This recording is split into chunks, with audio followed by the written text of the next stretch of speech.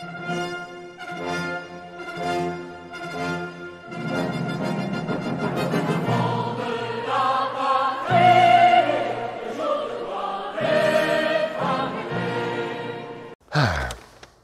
quoi le nom de ta page encore?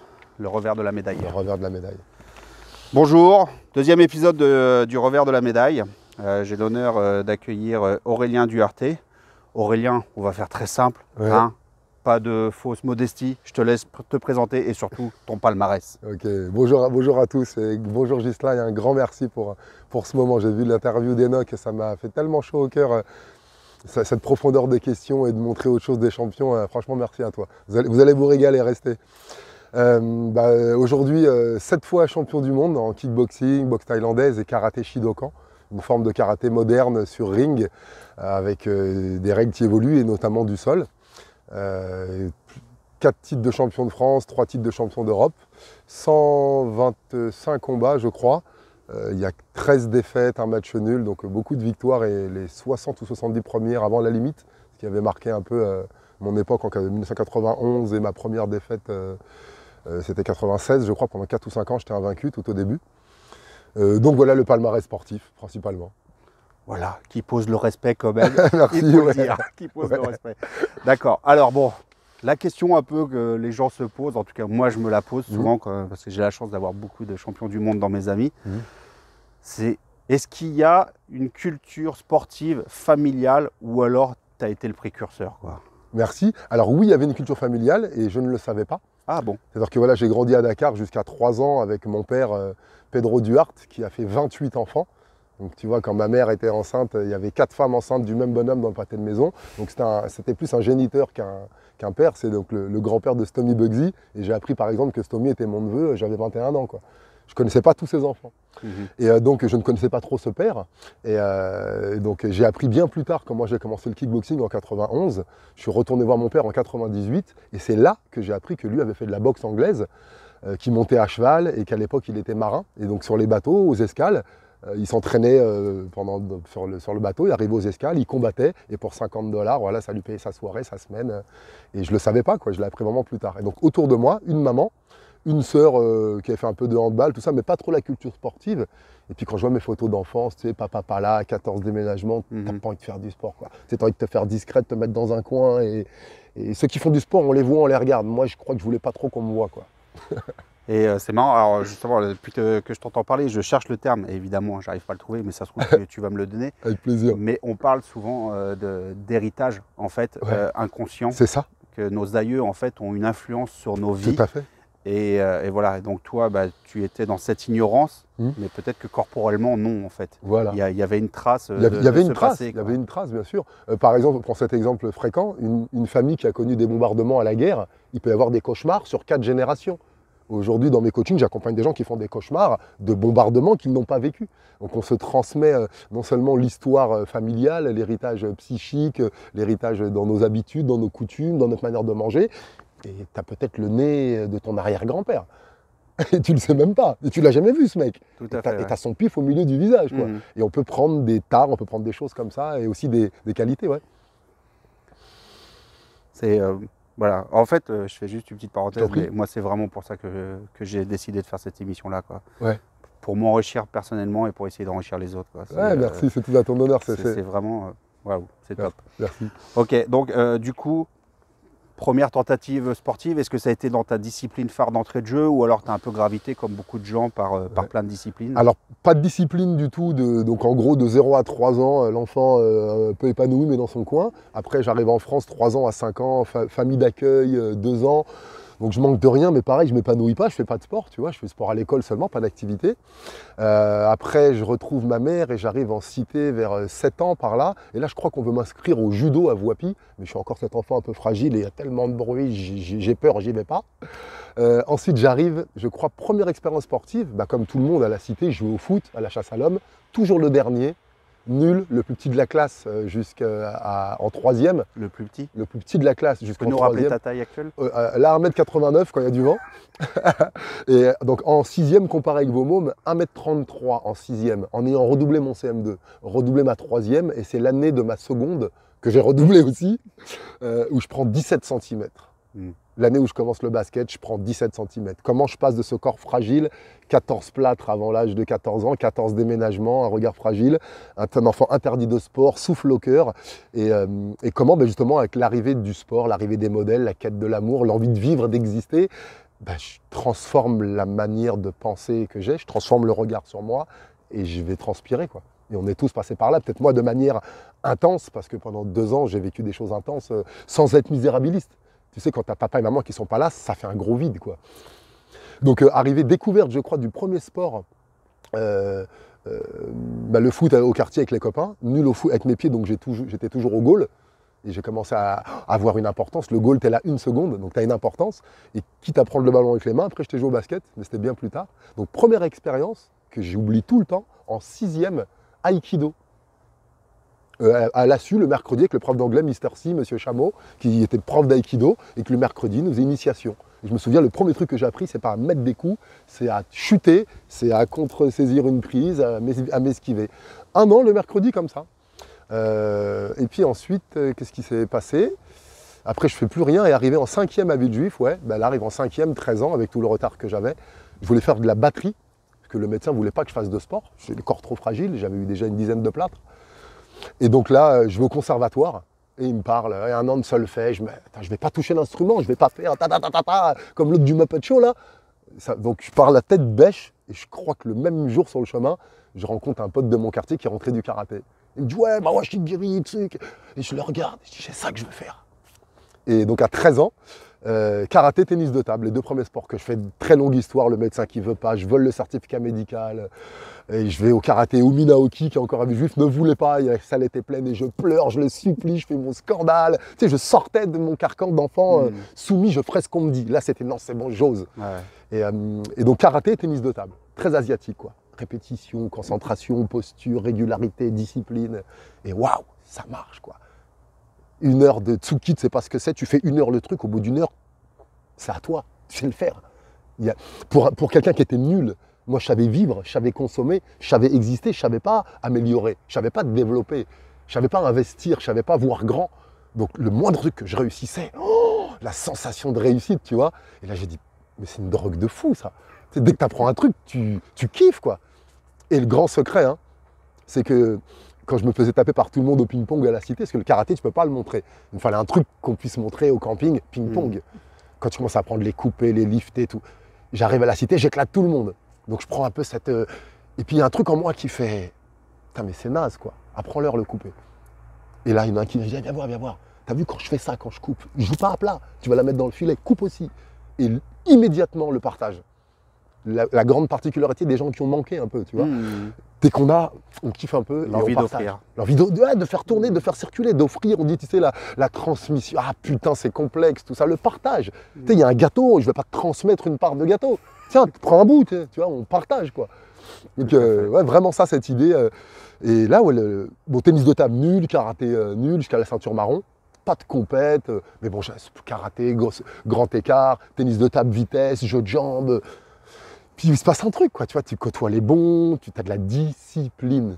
Tu vas 2 fois par semaine là, donc 4 fois par semaine, le mercredi à la gym. Commence à développer plein de trucs. Et là, et ensuite, qu'est-ce qu'il y a eu? Donc jusqu'à 17 ans, et là, à 17 ans, l'arrivée, avant Michael Jordan, 1987, avant les Chicago Bulls, les Lakers, Kareem Abdul-Jabbar, Magic Johnson, terrain de basket, je sais pas comment je tombe là-dessus, un playground, il y en avait un au lycée, je commence à jouer, je commence à kiffer, je tombe sur des basketteurs, le hip-hop arrive, les mecs sont lookés basket. Moi, si t'es looké basket, faut jouer au basket, on n'est pas des usurpateurs, tu vois. Donc je me mets au basket, tu vois. Et ouah, je kiffe. Et je lâche le karaté, le tennis de table et inscription basket. De 17 à 21 ans, quoi. Matin, midi, soir, senior, junior, espoir, entraînement, match le week-end, tout le temps. Et la répétition. Et puis il y a aussi le contact avec les joueurs NBA qui viennent en vacances à Paris, les joueurs pros qui vont au Luxembourg, sur le playground. Je suis avec des mecs et je vois qu'ils luttent, quoi, les mecs. Tu vois, ils rivalisent, ils jouent depuis 15 ans, quoi. Moi, je joue depuis 4-5 ans. Donc, tu vois, des portes qui s'ouvrent. Ok. Donc, quand même une belle expérience sportive en amont. Ouais. Et du coup, 21 ans, basket. Ouais. Alors, comment se passe l'arrivée dans tes disciplines phares? Parce que je suis obligé de le mettre au pluriel, Bien du sûr. coup, dans tes disciplines phares, Ouais. et le passage de loisir à professionnel avec tout ce que ça entraîne, quoi. Ouais. Alors déjà, donc souvenez-vous qu'avant l'âge de 13 ans, tout ça, j'ai pas connu de sport, pas de discipline, tout ça. Donc quand je m'y mets, je suis pas usé. Souvent les gamins qui ont commencé très tôt, ils sont usés. Moi, je découvre. Donc je suis super content de la discipline et même de la rigueur. Et donc là, je découvre le basket, tout se passe bien, je joue à Villejuif, ensuite j'évolue, je vais à Vitry, ensuite je vais à Bourg-la-Reine. Et à Vitry, il se passe un petit truc pas très correct, je suis frêle, je suis machin, on me rajeunit d'1 an sur la licence. Il n'y a pas l'informatique. Tu sais, les présumés, là, tu sais que tu as 14 ans, ils ont des enfants qui les attendent. Allez, papa, tu t'entends sur le terrain, comme il dit Alban Ivanov, là, le mec, viens pas en kangou, putain, t'es censé avoir 15 ans, merde. Exactement. Et donc, on m'a rajeuni d'1 an pour que je puisse jouer en espoir. Et l'année d'après, arrivé à Bourg-la-Reine, on s'est grillé par la fédération. Donc la fédération, le club de Vitry est privé d'1 an de compétition. Et moi, dans mon nouveau club, je ne peux pas faire de compète officielle. Ah, donc tu es sanctionné alors que je suis t'as sanctionné. pas forcément choisi, quoi. J'étais d'accord pour qu'ils me rajeunissent d'1 an. Il faut se responsabiliser. Okay, vous saisissez Ouais, quand enfin, à 14-15 ans, on n'a pas forcément tous les enjeux en tête non plus. Bien sûr, j'étais un peu plus âgé, mais c'est le fait que, ouais, l'envie de plus, je prends ma part. J'ai dit oui, tu vois. Et sinon, on est trop malheureux, tu vois. Puis on responsabilise les autres. Effectivement, ces gens, c'était pas malveillant, mais c'était pas juste. C'était pas juste. Et quand on est injuste, ça revient toujours. Donc l'année, on me dit, voilà, pas de compétition. Donc t'imagines, je vais à Bourg-la-Reine, qui joue en Espoir National 4. C'était à côté de Sceaux. Sceaux, c'était en Pro B. Il y avait Moustapha Sanko qui était en équipe de France. J'approchais l'élite, quoi, tu vois. Et musculation, entraînement, préparation physique, stratégie, basket sur des trucs, avec des plans. J'étais comme ça. Moi, c'était, tu sais, je prends la balle et je fonce au panier, quoi, tu vois. Donc super intéressant. Et là, privation. Et là, arrive un truc que j'avais pas senti avant, quoi. Le petit garçon, tu sais, gentil, soumis, qui gueulait un peu, qui faisait des tags. La colère. J'ai envie de taper. Non, là, je vais taper quelqu'un. Tu sais, le... Ouais, évacuer la frustration, quoi. Oh, la frustration, la colère, c'est une accumulation de frustration. Toutes ces petites frustrations avaient fait que la goutte qui fait déborder le vase, cette fameuse cocotte minute, c'était là. La sexualité qui arrivait, les 17 cm, l'envie de... Ok, je vais dire non maintenant. Je dis oui tout le temps. Je vais demander des arguments, je vais m'exprimer. Comme disait Coluche, jusqu'à 17 ans, j'ai cru que je m'appelais Silence. Donc il y a un moment, quand je l'ai ouvert, en plus, moi, la vie m'a donné le corps et les cordes vocales pour, tu vois, la voix grave. Donc je l'ai fait. Et donc là, initiation à Villejuif en été, démonstration kickboxing, tu sais, stage d'été, quoi, en 1991. Francis Réa et Patrick Amdaoui, que je salue. Et je fais du stage d'initiation. Mais karaté de 13 à 17 ans. Front kick, maïgeri. Middle, high kick, j'avais gardé ma souplesse. Au basket, je faisais les grands écarts, je crânais devant tout le monde, tu vois. Au basket, je prenais en charge l'équipe, les étirements et la muscu, tu vois, déjà. Ouais, donc tu avais gardé tout. J'avais gardé, passif, quoi. et là, le kick, la garde, bon, je sautais dans tous les sens, la garde basse, mais les jambes, le tonus du basket, je touchais à 2,80 m, moi, tu vois. Pardon, le panier est à 3,05 m, je touchais à 2,50 m avec mon genou, et je touchais 20 cm au-dessus de l'arceau. Quand tu mets cette détente sur un coup de pied, donc la puissance, là, et je kiffe. Et là, je me dis, bon, allez, je fais du kickboxing en 91, là, je m'inscris, mais je suis toujours à Bourg-la-Reine. Je m'entraîne, je suis là, les matchs, je suis dégoûté, des fois, j'y vais même pas. Et 2 fois par semaine, je vais me défouler. Et ça marche, quoi. Et puis, on m'inscrit à un combat, sans rien me dire. Septembre, octobre, novembre, je suis sur le ring, quoi. Classe C à l'époque, protège-pied, pas de protège-tibia au facultatif, pas de plastron, pas de casque en kick, 3 fois 2, plein pot. Et je gagne par victoire avant la limite, à Villejuif, à Guy Boniface. Dans ce gymnase, je suis arrivé à Villejuif en 78. Tout le monde m'avait connu fragile, petit, discret. Et là, au basket, on me voit à 21 ans mettre un KO comme ça. Il y avait Jean-Michel Nieba, les anciens, le premier boxeur de Villejuif, les Black Dragons, tout ça. Le milieu hip-hop, j'existe, quoi. Tu vois, il y a un truc à faire sur ce putain de ring, quoi. À l'école, je suis pas bon. Dans la rue, j'arrive pas à voler, à être cette racaille. Et en classe, j'arrive pas à être le premier de la classe, tu vois, où je me place. Et sur le ring, ouais, j'ai ma place, les gens me regardent, j'ai des encouragements, il y a des gens qui me suivent, je m'entraîne au 8 mai, des gamins qui viennent. Il se passe un truc, quoi. Et donc, je continue. Et là, bon, j'arrête le basket, je découvre haute tension, 92, je vais en BEP, oui, très très vieux. Après la seconde, je suis retourné en BEP, je suis retourné en bac pro et j'ai fini par avoir mon bac pour faire plaisir à ma mère à 23 ans. Et aujourd'hui, j'enseigne à Dauphine à des bacs plus 5. Donc tu vois, rien n'est perdu. Va à ton rythme, va à ton rythme. Et donc là, je découvre haute tension, le Muay Thai. Et là, puis je rentre à la fac, j'arrête le basket. Je joue au basket à la fac. Et je commence à travailler la nuit, puis je pars là-dedans. Je me rends compte qu'il faut s'entraîner 4 fois par semaine, il n'y a pas d'argent, il n'y a pas l'INSEP. Je commence à faire de la sécu et je pars, vas-y, vaille que vaille là-dedans. Et je pourrais vous raconter tous les travers et tout ce que ça a développé chez moi, mais tout ce que j'ai envié à la savate, à l'anglaise, au karaté, qui avait les appuis fédéraux. Je sais que vous n'aviez pas l'argent. Et nous, on ne gagnait pas tant que ça sur les combats. Les formations, les contrats avec les villes, les trucs, les bleu, blanc, rouge. Là. Ce qu'a exprimé Enoch hier, justement, dans sa vidéo. Merci, on en a eu un petit peu, nous, quelques avions, quelques voyages, un petit t-shirt, wow, un peu de reconnaissance, la Marseillaise pour toi. Mais voilà, tu boxes et tout. Ton futur, on va finir gardien de gymnase ou ouvrir un grec, toi. C'était donner des cours. Et c'était pas facile tout le temps, mais c'était ma plus grande fierté de 93, en gros, quand j'arrive vraiment à devenir pro, jusqu'à 2000, je travaille la nuit, je fais de la sécu. Je suis agent de sécu devant les portes de boîtes de nuit. Le matin à 6h, je suis à mon footing. Le mercredi, je suis au centre aéré pour les enfants. Tous les jours, je donne des cours. Et du jeudi au samedi, je fais la sécu au Folies Pigalle, avec Cyril Diabaté, avec d'autres combattants.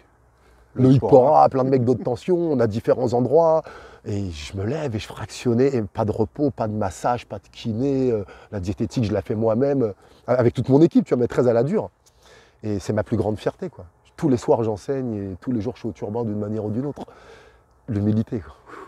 C'est sûr. Du coup, bah, c'est bien parce qu'en fait, tu as intégré justement quelles avaient été tes forces, tes faiblesses, ce sur quoi tu as travaillé. Ouais. Comme tu l'as dit, c'est une montagne russe, ce sport. Enfin, tous les sports, mais ce sport-là, il ne faut pas oublier qu'il y a aussi une intégrité physique à respecter. Bah, voilà, quand on perd un match de foot, ça n'a pas la même importance physique que quand on perd un combat. Mais malgré tout, quelle est l'émotion la plus intense, le moment le plus précis? Il y en a peut-être eu certains, même peut-être beaucoup, mais il y en a peut-être un qui vraiment passe au-dessus, qui a pu t'apporter toutes ces disciplines, que ce soit en compétition, à l'entraînement ou même ailleurs. Mais quel est ce moment intense que tu as vécu, quoi? Écoute, la particularité des bons moments, c'est que l'un efface l'autre, tu vois, et quand il lui vient intensément. Et il y en a un qui m'est revenu, je m'étais posé la question, je crois que c'est mon premier titre de champion de France, en 1992, donc juin 92, où je gagne, on part à Nancy, je gagne troisième victoire avant la limite, dans un palais des sports vide, où le soir, André Panza boxait, Valérie Hénin, allez vous renseigner. Et donc je gagne ce titre, j'ai mon diplôme et une coupe, quoi.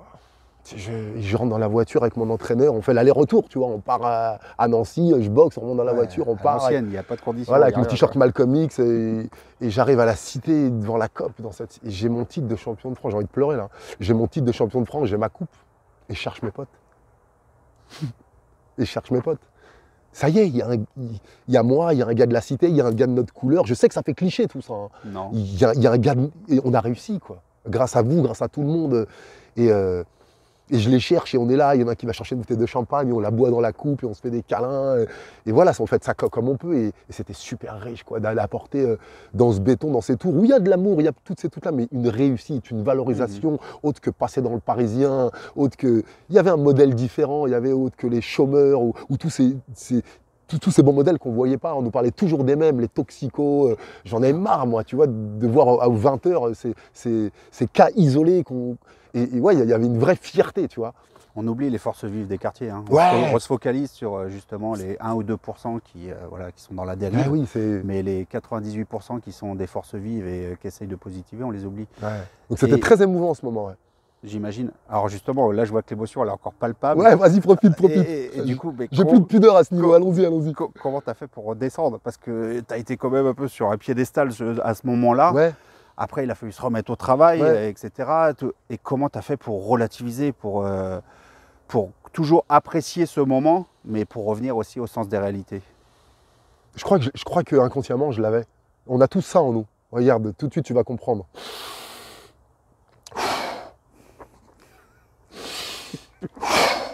Nous, soit on est toujours là-haut, ou on est toujours en bas. Je crois qu'à un moment, j'ai retrouvé, tu vois, derrière ces manques que j'avais eus, ces 14 déménagements, qui ont développé l'adaptation, qui ont développé le goût du nouveau, et en même temps, l'insécurité, l'instabilité, l'attachement à tout ce qui m'aimait, tu vois. J'avais déjà goûté ces deux trucs-là. Donc j'étais vraiment, je te dis, le dernier de la classe, zéro en orthographe, nul en tout, pissé au lit jusqu'à 25 ans. j'avais été au très fond d'être une merde, tu sais, d'être avec le gros de la classe, avec la boutonneuse, avec le poilu, à se retrouver en heure de colle, en soutien, à passer chez le psychologue, chez l'orthophoniste, à te dire putain, mais je suis une merde, quoi, tu vois. J'avais vécu. Tu t'en étais convaincu, quoi. Voilà, je m'étais convaincu et j'avais osé le vivre au fond. J'ai dit ok, c'est moi. Donc moi, je me casse et je me fais des plâtres. Et de temps en temps, après, j'avais appris les blagues, tu vois. Et donc, comme j'avais joué ce rôle à fond, quand il a fallu jouer le rôle de je suis le meilleur, je suis une grande gueule, comme je fais en ce moment, je donne des cours et tu t'assois et tu m'écoutes. Tu vois, je le fais à fond. Et tout à l'heure, ça va être à toi de parler. Vas-y, je t'écoute. Tu vois, dans l'immédiateté, j'ai l'impression que ça s'est fait. Ouais, dans cette spontanéité qu'on a, cette candeur de l'enfant, dont je prends, je donne, je gagne, je permets à l'autre d'être bon, tu vois. Des fois même, j'ai arrêté tous les buts, je vais plonger du mauvais côté pour qu'il marque un but, l'autre, ça va, faut qu'il kiffe un peu, tu vois. Je vais pas tout prendre pour moi, tu vois. Je fais quoi avec tout ça après? Je fais quoi avec tout ça? Je vais faire des envieux, des jaloux, je vais être l'homme à abattre. Ouais, j'ai compris que rapidement, il fallait donner. J'avais pas oublié ce par quoi j'étais passé. Et que celui qui était là, la ceinture blanche, qui me voyait mettre ma ceinture noire, je savais ce qu'il avait dans le bide, tu vois. Et ce qu'il se disait, mais je ne serais jamais ça, moi. Et je lui disais, tu sais ce que c'est, une ceinture noire? C'est une ceinture blanche qui a continué. Et puis tu me tapes sur l'épaule, continue. Je vais dire franchement, ce que je te dis aujourd'hui, et tous les mots que je dis, c'est ce que j'aurais voulu entendre. Et que ma mère m'a pas dit, elle me l'a dit avec du linge propre, elle me l'a dit avec des bisous, elle me l'a dit avec des vacances, et que mon père n'était pas là, et les garçons de ma famille me l'ont dit en me vannant, en me donnant un petit billet de 10 queues. Tous ces mots, cette puissance, tout ce que j'ai manqué, tu vois, parce que j'ai cette sensibilité des mots, eh ben, je me suis fait la promesse que quand je serai grand, j'essaierai de devenir l'adulte que j'aurais aimé voir. Je dis pas que j'y arrive, si tu écoutes mes enfants, ils disent, ah, mon père c'est une catastrophe, hein, comme tous les pères. Hein. Et franchement, les autres gosses m'aiment bien. C'est souvent notre lot. Et donc du coup, il y a eu cette joie de remporter ce premier titre. Ouais. Et après, il y a eu toutes les joies justement avec la multitude de titres, etc. Ouais. Et il y a aussi des désillusions, il y a des peines, on a des espoirs, etc. Et alors soit c'est une désillusion au niveau sportif, ou comme Enoch l'a évoqué hier, c'est plus lui une désillusion d'image au sein du sport. Ouais. Si toi tu devais évoquer quelque chose qui t'a dérangé, qui t'a blessé, ça serait quel moment? Je voudrais juste dire une chose avant, c'est que tu as dit pourquoi j'ai continué. Bah, tu sais, quand tu as appris le A, tu as appris le B, puis tu as appris le C, puis le D, puis tu as appris les mots, puis tu as voulu faire un truc. Quand tu as su faire un rond, tu as voulu faire un soleil. On t'a vu où je t'ai amené dans le cadre, on est comme des plantes vertes. Soit on se développe, soit on meurt. On est fait pour se développer. Donc pour moi, ça s'inscrivait dans un processus. Champion de France classe C, il y a quoi après? Classe B, bah on y va. Après, il y a quoi? Classe A, ok. Après, championnat de France, c'est quoi? Championnat d'Europe, bah on y va. Tu as compris le truc? Ouais, bien sûr, tout est comme ça, quoi. C'est M1, c'est M2, tout est comme ça, première étape. Et pour ceux qui te connaissent, tu as eu du mal à décrocher, quoi. Oui, bien sûr, parce que je savais faire que ça. On en viendra sur les limites. Je pensais, j'étais bon que à la salle de boxe. On en viendra sur le après. Donc je continuais. Donc maintenant, les désillusions, eh ben, la première, comme tout être humain, on a tous vécu, je vais faire très psychologie de base, mais c'est très important que tu saches. De 0 à 7 ans, on a rencontré toutes les émotions, et notamment les émotions négatives et la trahison, le rejet, l'abandon, l'humiliation, pas pour tout le monde, et l'injustice. On est tous passés par ça. Papa qui est trop au travail, on a besoin de passer après, maman. Avec tes parents, sans tes parents, quelle que soit la vie que tu aies eue, la vie t'a amené de l'amour, de la tendresse, des câlins et des épreuves. La vie nous a amené les deux. Et certains, les épreuves ont été très très dures. Donc moi, l'épreuve, ça a été la séparation. Du père, du pays, de la langue, de la mère, plein de... Et donc, j'avais cette plaie de l'attachement. Dès que quelqu'un m'aime, viens là, toi. Et je fais tout pour que tu m'aimes. Je serai champion du monde s'il faut, tu vois. Et donc, l'idée, cette blessure que j'avais, c'est que je cherchais ce que je n'avais pas trouvé dans ma famille, je cherchais un lieu où il y avait des bonhommes, des valeurs, des trucs, les samouraïs, la garde-mère, tous ces trucs qu'on voit, tous ces concepts. La vitrine, qui reste une vitrine en fait. Bien sûr, on a besoin de ça. Et puis tu commences à avoir des guerres d'ego, des trucs. Alors il y a une déception, mais c'est normal, ce sont des êtres humains. C'est moi qui les ai mis sur un piédestal. Donc plus tu les élèves et plus tu tombes. Alors déjà je vois que dans ce kickboxing, c'était les années 90. Il y avait très les pitbulls, machin, c'était très physique. Alors moi, j'étais un gentil garçon. Moi, j'aimais le short Malcolm X, le Chicago Bulls. Mais j'étais un gentil mec qui faisait de la boxe. Donc, j'arrivais pas à comprendre que tout autour du ring, il y avait des gens énervés. Je leur disais, mais montez sur le ring. venez, on s'énerve là, puis après on descend, on se fait des bisous, on va boire un coup, quoi, tu vois. Ça reste du sport. Donc il y avait cette espèce de truc, c'était moins martial que le karaté. On avait un peu sportifié, j'ai envie de dire, pardonnez-moi ce barbarisme, et retiré un petit peu le côté martial. L'abnégation, le contrôle de soi, et puis la connotation au spirituel, à l'alimentation, à quelque chose de plus grand que le mouvement. Donc ça m'avait un peu déçu, mais bon, je suis parti dans le dur, tu vois. Et après les déceptions, la première grosse déception, c'était les effets de l'entraînement à la dure. Ils ne célèbrent plus. Tu peux expliciter un peu? La dure, on l'a fait, répétition, pas haut, fractionné, on s'en foutait des filières énergétiques, des rétus. Ce sport est dur, donc il faut que tu aies mal tous les jours, la douleur comme compagne quotidienne. Il y a des sports qui font de toi un sportif. Il y a des sports qui font de toi un homme, un humain, je veux dire, qu'on ne va pas... Vous saisissez? Et donc, avoir mal, à un moment,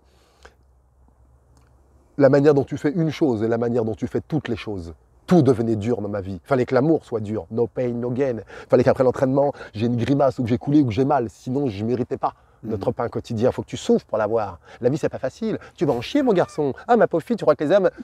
Vous voyez ou pas cet ancrage, douleur, plaisir.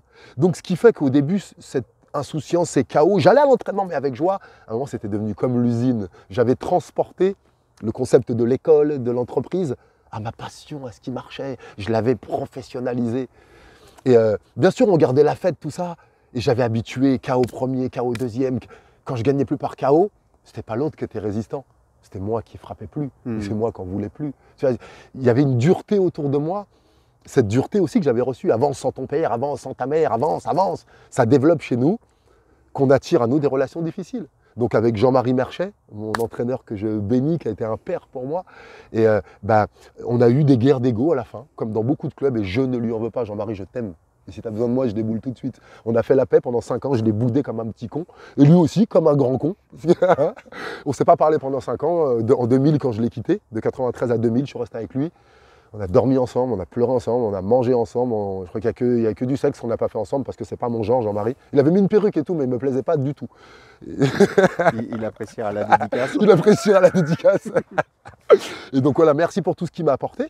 Et puis voilà, lui, c'était une relation père-fils, filiale, et on n'est pas de psychologue. Moi, je voyais en lui mon père, donc je voyais qu'il ne me décevrait plus jamais, que j'avais fait ce transfert sur lui. Et lui, certainement, je crois qu'il avait déjà une fille ou un fils, et il avait fait ce transfert sur moi. Waouh, mon champion, mon fils, j'étais là à la salle. Et on était débordés par nos émotions, c'est plus rationnel. Et on ne s'en rend pas compte, ni lui ni moi. Et là, on n'est pas de contre-pouvoir. Et avant moi, d'autres personnes étaient parties. Et j'avais entendu que dans d'autres salles, d'autres personnes étaient parties. J'ai dit, mais on finit toujours par se quitter dans la douleur. C'est donc ça qu'il faut qu'on ait mal. Et j'avais même en 2000 eu une grosse blessure, un combat que je ne devais pas accepter, pas le bon poids, pas la bonne KT, et puis voilà, j'ai fini à l'hôpital, quoi, tu vois, enfin bref, et il n'est pas venu me rendre visite, Pascal Lafleur était blessé aussi, Pascal a dur, quoi, puis il avait sa salle à faire tourner, puis il avait son histoire, mais moi je voulais mon père auprès de moi, tu vois, et puis voilà, donc je suis parti fâché, et voilà, ces déceptions de se dire, putain, même lui avec 50 ans de pratique martiale, et moi avec 20 ans, on n'arrive pas à passer au-delà de ça. Notre boule au ventre et on fait les bonhommes, on fait les durs, c'est un connard, lui c'est un vieux con, lui c'est un jeune con. Tu vois, ok, mais on est tous des cons. Et alors, ouais, ça m'a fait beaucoup de mal. Et après, bien sûr, on s'est réconciliés. Et avant ça, c'est quand j'ai vu kickboxing, machin, les entraînements, équipe de France, j'étais sélectionné. Mais c'est quoi comment je paye mon loyer? J'ai eu mes études, je fais quoi? Je travaille la nuit, je fais de la sécu. J'ai limite payé des billets de train moi-même. La déception, je voyais mes potes, tu sais, ça va? Oui, vas-y. À l'armée ou des trucs qui avaient des survêtements, des subventions, des contrats avec des villes. Moi, j'arrive à la fac, je ne suis pas sur les listes. En 1993, je suis champion d'Europe. Il y a un pote à moi, il est en tennis de table, champion d'Île-de-France. Il a une dérogation pour ne pas aller en cours. Et moi, je ne l'ai pas. Et je vais au championnat d'Europe à Lisbonne et je gagne 3 combats, 3 KO, je reviens avec une médaille d'or, tout ça, reconnu de personne. Et la fac me dise, tu ne peux pas passer ton examen. Mais t'imagines le coup de tomahawk. Parce que les instances fédérales n'avaient pas fait le nécessaire pour que nous on soit reconnus, qu'à cette époque des mecs s'en mettaient plein les poches et ne faisaient pas le travail au niveau des ministères, tout ça. Mais le coup de couteau. Et là, je dois aller à l'armée. Je dis, bah super, je vais faire le bataillon de Joinville ou un truc comme ça. Et moi, je dois aller chez les parrains à Pau, tu vois. J'ai signé ça à 18 ans. Et de 18 ans à 98, pendant 10 ans, m'ont couru après. L'armée, soutien de famille, je m'esquivais, je faisais des trucs, je faisais des préparations militaires pour pas... L'armée, je n'existais pas pour eux. Tu vas à Pau, Bataillon de Joinville n'existe pas. Je dis, mais mettez-moi à Paris, dans un lycée, je ne sais pas, faites-moi traverser la route. Je ne veux pas fuir le service militaire, je veux m'engager. Je veux le faire, mais niquez pas ma carrière. Et là, j'étais même pas reconnu par l'armée. Alors que moi, j'étais prêt à tuer des gens pour mon pays, mais je me suis écroulé. Je me suis écroulé, j'en ai pleuré. Ma mère, elle m'a dit, mais bah, viens manger à la maison si ça ne paye pas ce sport. Viens manger à la maison, tu vois. Et il y a vraiment eu ces phases-là, tu vois. Mais je suis qui? Et une histoire que je vous raconte, que vous le sachiez. Donc pendant 10 ans, il me court après l'armée et j'arrive à fuir, tu vois. Et je bosse dans la sécu. Et la politique et le milieu du banditisme, c'est toujours très très proche. C'est pas moi qui l'ai inventé. Allez, il n'y a pas que dans les films. Et il s'avère que le partenaire, le sponsor pour qui je travaille, qui a plein d'établissements de nuit, il arrive à connaître le chef du cabinet du préfet de police de Paris, qui s'appelait Philippe Massoni à l'époque, je ne donnerai pas son nom. Et donc je rencontre ce préfet qui me reçoit, qui me dit « Bon, qu'est-ce que tu veux ? Je dois me faire incorporer à l'armée, j'ai fait des lettres, des dossiers, mes diplômes, mes titres, ils s'en foutent, ils veulent m'envoyer chez les paras ou à Orléans pour plier les parachutes, quoi. Mais je ne peux pas m'entraîner à Orléans. » Et le mec me dit « Ok, tu vas être muté où ?» Je dis « Il y a l'EIS à Fontainebleau, l'école interarmée des sports, c'est là que tout le monde va. » Le mec, il me dit « Ok, bon, je repars chez moi, je dois encore avoir la lettre. Hein. » Une semaine après, je reçois une lettre de l'EIS. « Monsieur Duhart, vous êtes incorporé. » Mais en gros, attends, parce que assieds-toi, c'est pas fini. À l'EIS, il n'y avait pas boxe taille, il n'y avait pas kickboxing. Donc j'arrive là-bas, moi je rentrais de Chicago en plus, à 28 ans, la main cassée, tu vois, avec mon téléphone portable, ma voiture en 98. Je crois qu'il y avait Suleiman Nbaye dans la promotion, il y avait 2 busiers en savate. J'étais dans les punch mag. Et donc les mecs me voyaient comme ça, et je gérais mes boîtes de nuit au téléphone, j'avais ma main cassée, tout le bordel. Et j'arrive là-bas, ils me disent, mais on va te mettre où ? Le karaté ne voulait pas de moi, l'anglaise ne voulait pas de moi, la savate, à l'époque, il y avait des guerres, on ne va pas se mentir, ils ne voulaient pas de moi. Donc j'ai réussi, tu vois, par du piston. Alors que de la manière loyale, légale, en remportant les trucs, en faisant les régimes, j'ai pas réussi. Et là, en faisant comme ça, avec... Mais qu'est-ce que c'est que ce monde, tu vois? Mais après, on en joue, tu vois. Bien sûr. Donc voilà une des grosses déceptions, la non-reconnaissance. Et donc je boxe, je fais de la sécu, je boxe, je fais de la sécu, je boxe, quoi, c'est tout. Et je donne des cours. Alors justement, très bonne transition. Ouais. Donc, voilà, ceux qui connaissent ta carrière le savent. Hein, tu es parti, revenu, etc. Mais tout en te construisant justement un après. Parce que c'est la difficulté aussi d'un sportif de haut niveau, c'est qu'est-ce qu'on fait après. Ouais. Et c'est ce thème-là qu'on va aborder. C'est durant ta carrière, comment tu as fait pour te projeter, pour anticiper en fait cette projection de fin de carrière. Et au jour d'aujourd'hui, c'est quoi ton après? Ouais. Mon après aujourd'hui, c'est principalement ce qu'on appelle du coaching, donc de l'accompagnement des groupes et des personnes. Ce que j'aime bien dire, c'est réveiller le champion endormi en eux. On a tous des talents et des parts d'ombre et on n'est souvent pas conscient ni des uns ni des autres. Donc comme certaines personnes bienveillantes ont pu porter des regards différents sur moi, une confiance totale, me donner ma chance, un amour bienveillant et aussi des méthodes et des techniques qui fonctionnent. Donc je fais un petit peu un mix de ces 20 ans d'enseignement martial, plus depuis maintenant presque 10 ans du développement personnel, de connaissances en neurosciences, comment fonctionne le cerveau, tout ce que je ne savais pas et que je balbutiais. Qu'en fin de carrière, j'ai découvert le développement personnel vers 2008 par là. J'ai fait mon dernier combat en 2011. Waouh! Comment j'arrivais à retourner un combat, comment j'arrivais à retrouver les ressources quand les jours où je suis off, où ça ne marche pas. Donc voilà ce que je fais aujourd'hui. Et donc, pour être honnête, je ne l'avais pas préparé l'après-carrière. Je savais que je donnerais des cours. Je savais, parce que je prenais autant de plaisir à m'entraîner qu'à en donner. C'était là. Mais je savais. Donc tu vois, on sait qu'aujourd'hui, tes cours ont une saveur particulière par rapport aux autres coachs. Est-ce que ça, tu l'avais déjà, ou alors c'est quand tu as commencé le coaching que tu t'es dit, ok, moi, j'ai pas envie forcément de passer par les sentiers battus et je vais peut-être apporter autre chose. Alors déjà, dans ma manière d'enseigner, depuis tout le monde à haute tension, tout ça, dans mes échauffements, il y avait du typing, du tennis de table, du jump de basket, du gainage, certaines postures de yoga. Il y avait des trucs que je faisais, du street workout. Je vous rappelle que dans les 90, on n'est pas de kettlebell, on n'est pas tout ça, on faisait avec ce qu'on avait, hein, beaucoup plus d'imagination.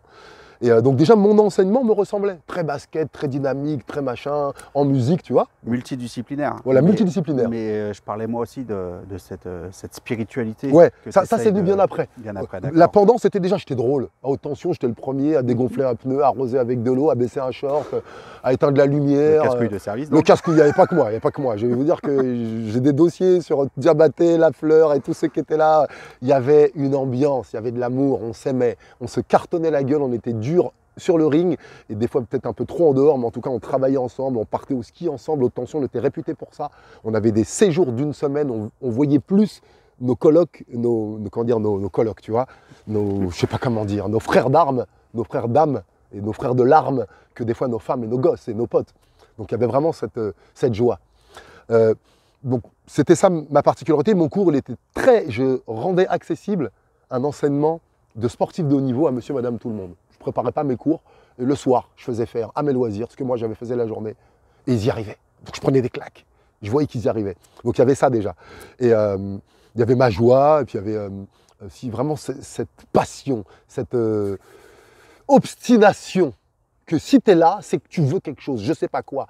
Mais je l'ai fait maladroitement, je l'ai fait durement, je l'ai viré des gens, mais j'allais chercher le meilleur des gens au fond d'eux-mêmes.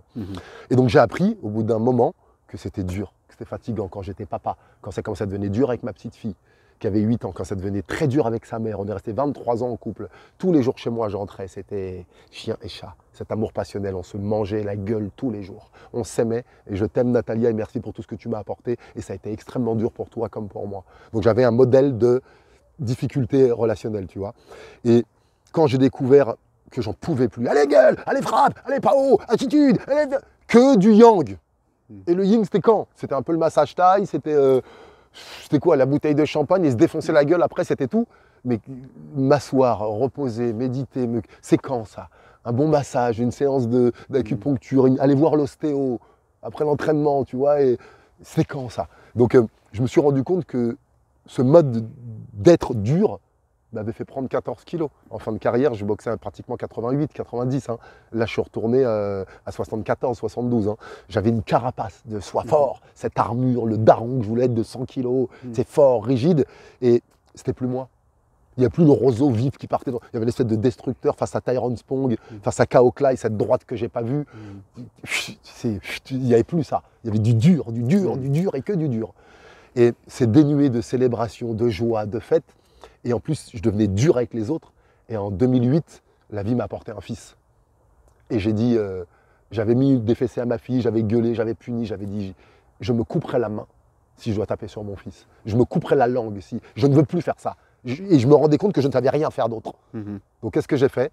Je me suis intéressé aux pédagogies différenciées. J'étais prendre des livres. J'étais voir Maria Montessori, Steiner, Suzuki, et puis d'autres trucs, la psychologie. Je me rappelais qu'à la fac, mais j'ai fait les étapes à 3 ans, à 7 ans, psychologie cognitive, T'as un enfant, c'est fragile, il y a des trucs. Mais même Et si ce qui marche avec les enfants, si je l'adaptais dans mes cours, un peu plus de positivité, un peu plus de joie, un peu plus de nouveauté, un peu plus de « ah c'est bien, ah bravo, ah je te kiffe, ah merci d'être là ». On se pose, on essaye de voir ce qu'on fait. Voilà, on choisit, pas que du yang, tu vois. Et on commence comme l'amour. On fait des petits préliminaires tranquilles, après on lâche les fauves et on se fait un câlin à la fin. Sinon c'est de la baise, ok? Et on ne peut pas vivre qu'avec de la baise, tu vois. Et vraiment, voilà, il y a eu cette envie de me respecter, de m'honorer, d'arrêter d'avoir mal dans mon monde à moi, difficulté d'argent, tout ce que les gens ne voient pas. Il est là, du art, il parle, il fait des cours, il est beau, il passe à la télé. C'est comment chez moi? Je suis dans les bras de qui? C'est comment mon compte en banque? Tu vois, c'est comment et voilà, tout ça c'est sorti. Il a décidé d'être sincère. Et ça, c'était donc en 2008. Et puis bon, après, en 2014, la séparation, quoi. 23 ans, mon gamin qui s'en va, je me retrouve chez moi, avec mes ceintures de champion du monde et mes cours. Il n'y a plus personne qui m'aime et j'ai plus personne à aimer et tout recommence, quoi. Ma fille est partie, là, je crois, à 14 ans, 13 ans. Donc c'était 2014, je crois, la séparation. Donc à 44 ans, tu te retrouves tout seul. Et là, bah, dépression. Hein. Dépression, là, c'est à la Jérôme Le Banner, comme il a fait son livre, SDF, hein, Sex, Drug and Fight. Moi, fight, je l'avais déjà fait. Drogue, à part de l'herbe, ça allait, j'ai rien fait d'autre, mais introspection totale. Là, ce que je n'avais pas fait jusqu'à 45 ans. Je suis né le 20 octobre 1970 à Dakar et premier souvenir conscient à 8 ans. Qu'est-ce qui s'est passé pendant 8 ans? Et là, j'ai écrit, j'ai creusé, pleuré. Je suis resté 600 heures chez moi. J'avais que ça à foutre. Hein. Je sortais donner mes cours, aller gagner un peu mon pain, mais je mettais mon masque, tu vois, à la maison, je creusais. Comme j'avais fait à l'entraînement, comme j'avais fait pour le basket, comme j'avais fait pour la boxe, comme j'avais fait pour le fractionné, pour l'anglaise, comme j'avais fait pour mon coup droit, pour mon revers, pour mon high kick, des heures et des heures jusqu'à ce que ça marche. Et ben, j'ai fait ça pour mon père, pour ma mère. J'ai fait ça, tout ce qui me paraissait impalpable, pour le foyer, la DAS, ce prof que j'avais aimé, la première meuf qui m'a largué, la première qui m'a fait cocu, et quel rapport j'avais avec ma... Mais qui je suis en vérité, quoi, tu vois? Derrière toutes ces histoires que je me raconte, là, qui je suis, moi? C'est quoi ce truc qui est dedans, qui a mal et qui fait soit le fort? Qu'est-ce qu'il y a derrière la façade? Voilà, qu'est-ce qu'il y a derrière? Et j'étais voir. Et oh putain, ça chamboule. Ah, je préfère encore la droite de Spong ou un middle de ou un low kick de Danny Bill. Et là. Et ouais, tout ce parcours-là martial qui m'apprend à accueillir mes douleurs, l'invisible, l'émotionnel. Et tout ça, ouais, j'avais fait que les muscles, la force, j'avais pas fait l'invisible. Et c'était la deuxième partie de ma vie. Et je prends autant de plaisir, autant d'amour, autant de curiosité, autant de passion à découvrir tout ça, à le partager aux autres. L'alimentation, la santé, l'humour, la sexualité, mais un nouveau terrain de jeu, quoi. Tu vois, un nouveau terrain de jeu. Et en plus, les effets sont... Je fais ça avec mon âge, avec ma hauteur, avec... Salut l'abeille. Salut toi. Qu'est-ce que tu viens faire? C'est mon interview, dégage. Et donc, non vraiment, merci de m'avoir apaisé, j'étais parti. Là. Donc, et voilà, ces accidents de la vie, encore une fois, qui te reviennent à 44 ans, tu penses avoir géré, et tu te retrouves comme à 3 ans sur ce banc de ce foyer. Sauf que là, tu n'as plus 3 ans. Donc tu as les armes pour... Tu as les armes, les outils, l'expérience, l'aide, l'humilité, le background. Et là, commencer à écrire toutes mes victoires, ce travail de développement personnel qu'aujourd'hui, j'enseigne de la maternelle aux maisons de retraite, en passant par le GIGN, en passant par les personnes en situation de prostitution, en passant par monsieur tout le monde, quoi, chaque être humain. Et c'est juste génial. Waouh. Tu vas voir cette bande-là? Ah ben, on s'était donné quoi comme objectif? 30 minutes? Je ne connais pas l'heure, hein, je ne sais pas lire. Combien de temps là? Moi, je lis l'heure avec le soleil, tu vois, et comme il y a du nuage aujourd'hui, je n'ai pas vu l'heure passer. Alors, on va conclure sur quand même même si tu en as livré beaucoup, en fait, mine de rien, mais peut-être en synthétique. Et as-tu bien entendu le terme, Aurélien? Synthétique. Ah, salopard. En synthétique, quel conseil tu aimerais apporter aux gens sur justement toute cette expérience sportive que tu as réussi à retranscrire dans la vie? Comment les gens peuvent s'accaparer ça pour leur bien-être, en fait? Ouais, merci. Synthétique. Là, j'étais à 4000 phrases, je suis déjà descendu à 3000, laisse-moi le temps. Synthétique. Aime-toi comme tu es. Maintenant, aujourd'hui, tout de suite. Aujourd'hui, là, pendant que tu regardes cette vidéo-là, maintenant, tout de suite. Aime-toi comme tu es. C'est ça le secret. Aime-toi comme tu es, maintenant. Avec tes tares, avec tes défauts, avec ton histoire. Souris, pleure là s'il faut. Tu as vu, j'ai lâché des larmes tout à l'heure. Maintenant. C'est important que tu débarrasses. On est trop plein. Le secret, il va être là. Ne cherche rien à ajouter, ne cherche rien à apporter, ne cherche rien à accumuler. Débarrasse. Va pleurer tes tristesses. Va exprimer tes colères. Boxe, crie, chante, hurle. Rendez ça physique. D'accord, fais un petit accompagnement mental et va te débarrasser. Même si tu crois aller bien, aller faire de la place. C'est tout ce que j'ai à te dire. Une fois que tu auras évacué ce qui te freine, ces ressentiments, ces jugements, ces colères, après l'extérieur, après toi, après les autres et après ton passé, une fois que tu auras enlevé tout ça, que tu te seras responsabilisé, je sais que c'est pas facile et on peut t'accompagner, et bien là, il va se passer, boum, un vide.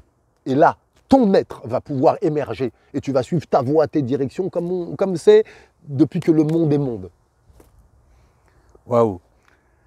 C'était le revers de la médaille avec Aurélien Duarte. Merci pour tout, Aurélien. Merci beaucoup, Gislain, merci. Ciao, à bientôt.